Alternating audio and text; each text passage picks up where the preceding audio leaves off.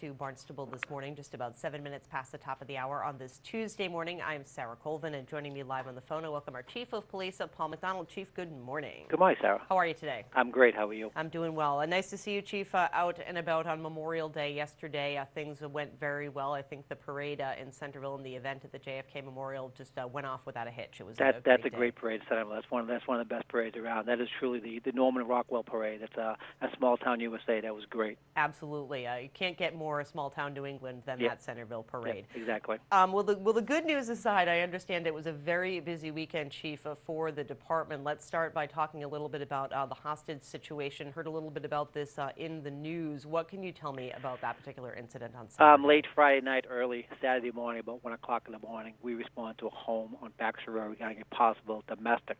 Upon our arrival, the girlfriend had already exited the downstairs apartment.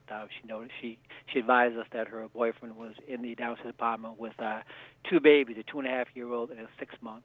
When the officer went down, trying to make contact with them, he first opened the door and slammed the door in their face and refused to come out. And he threatened us that if anybody came in, he would harm both of the children. We were there for approximately 3.5 hours negotiating with the individual, trying to get him to give up the children. At one time with the negotiator, he was saying that if we provided him with a certain amount of heroin, he would be willing to let the children go. Of course, we weren't going to do that. We already knew he was high on heroin, so we did not know what he would do. We didn't want to make the situation any worse. About 3.5 hours into the situation, he had texted her girlfriend saying that he thought the police were not taking him serious and that he would probably have to start cutting up one of the children just to show how serious he was. At that point, when that information was relayed to me, I gave the order to enter the house and secure the individual. The SWAT team then made entry on 2 different locations in the house. Within a matter of seconds, the contact team made contact with the bad guy, disarmed him, and secured the baby, and he was subsequently placed under arrest. But the thing that should be noted here, when the officers did go in, the contact team did go in, he was holding the baby and had a knife to the infant's throat. So this could have been a worst-case scenario. Oh, that's terrifying, Chief. Absolutely terrifying. So what is going on now? Where are the children, and where is the bad guy? As you said? The children have been removed. They were immediately brought down to Cape Cod Hospital to be examined. The 2 kids are both fine. There were no injuries sustained by either one of the individuals.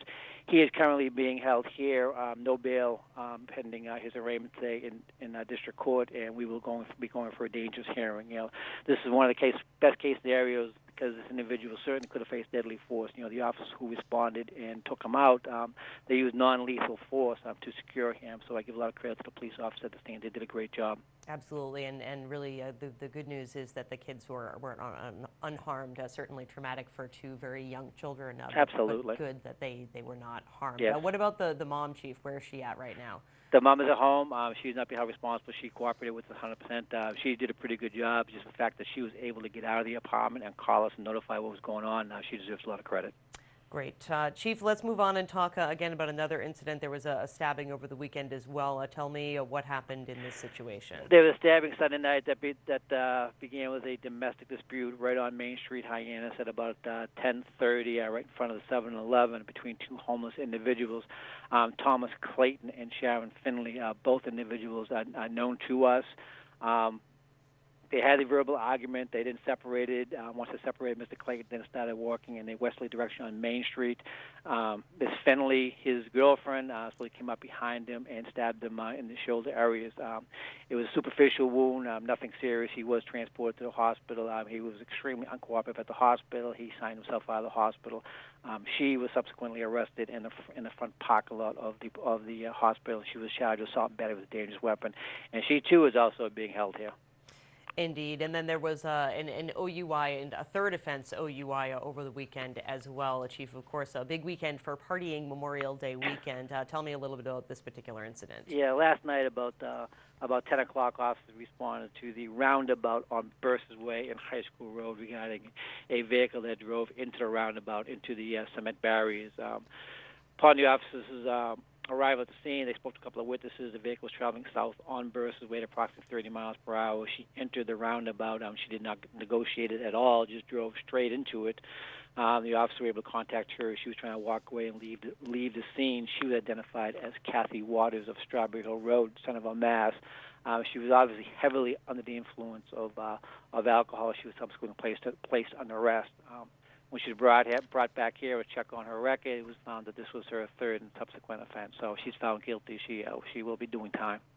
Indeed. And so, Chief, you mentioned, of course, those 3 incidents, but understand that otherwise it was a very busy weekend for the department. Lots of calls for service over this holiday weekend. This was a busy weekend. It's the first.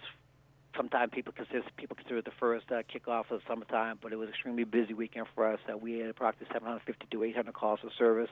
There was a lot of people down here. A lot of them generated calls for service. A lot of people out partying, celebrating, enjoying the beautiful weather. But with that comes a lot of calls for service for us. Absolutely. But those were the most significant calls. Indeed, and really getting into that summer season. And I know last week when we chatted, you were about to go into a meeting with the business owners on Main Street. Can you talk a little bit about how that meeting went and perhaps what some of the concerns of the business owners were at that meeting? The meeting, I thought, went pretty well. They really did not have that significant amount of problems. We do have the CIU unit down there. We do have a permanent police presence down there. There was some discussion about bringing back some police officers. Of course, we cannot do that. During the summertime, we do beef up the amount of patrols that we do have on Main Street. And, of course, the biggest concern with them are the homeless population and those type of individuals loitering and sometimes dissuading customers from coming into their businesses. The business people on Main Street, they have a window of 4 or 5 months to make their money, to make their season. We want to do everything we can to help them do that. And we really have to do something with the homeless population downtown Hyannis. As hard as everyone is working, for whatever reason, it seems like Hyannis is becoming a mecca for homeless individuals, and that has to stop.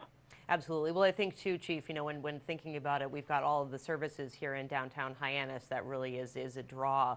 And they've got to come here to take advantage of whether it is the Noah Shelter or the Duffy Center or everything, that are all doing good to try and help the population.